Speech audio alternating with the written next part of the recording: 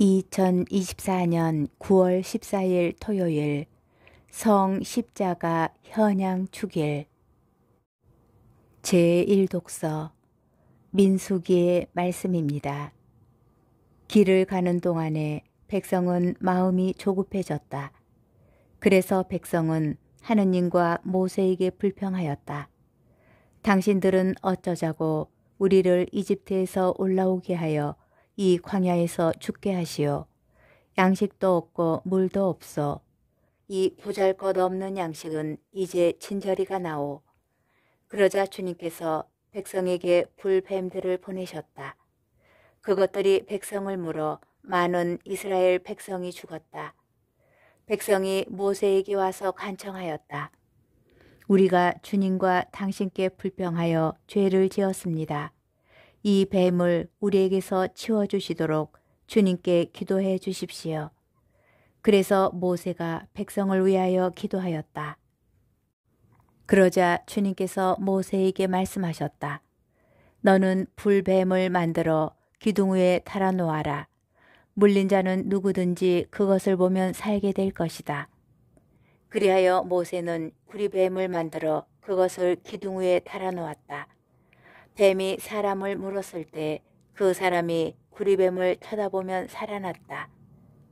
주님의 말씀입니다. 복음 요한복음 3장 13절에서 17절의 말씀입니다. 그때에 예수님께서 니코데모에게 말씀하셨다.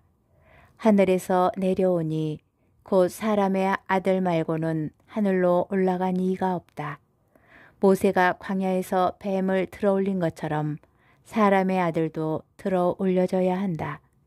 믿는 사람은 누구나 사람의 아들 안에서 영원한 생명을 얻게 하려는 것이다.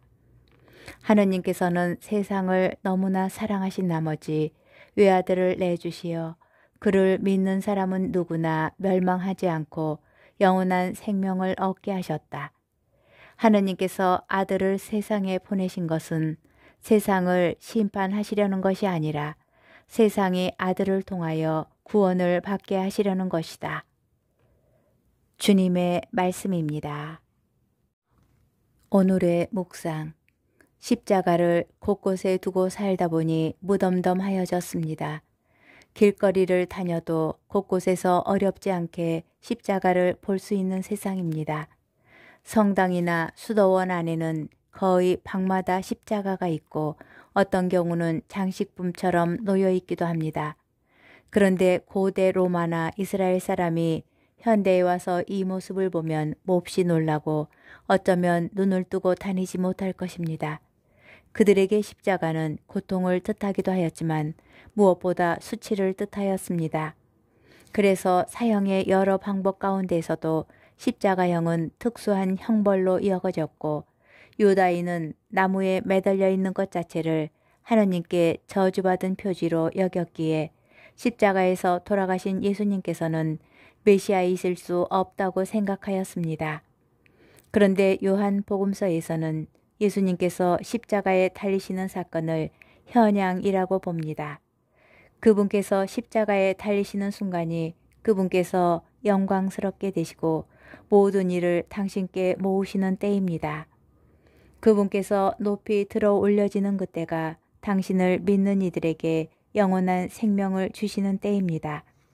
수치를 피하려 하고 다른 사람의 눈앞에서 자신을 드러내려고 하는 수많은 사람에게 예수님께서는 그 반대의 방법으로 하느님께서 세상을 얼마나 사랑하시는지를 보여주십니다. 우리를 위해서 온 세상을 정복하시고 모든 통치자를 굴복시키시는 것이 아니라 가장 수치스러운 죽음까지 끌어안으심으로써 하느님께서 우리에 대한 사랑으로 어디까지 가시는지를 알려주신 것입니다. 그래서 십자가는 우리의 영광이고 구원입니다. 십자가에 달리신 예수님께 세상 어느 임금에게도 바치지 않을 깊은 경배를 드립시다.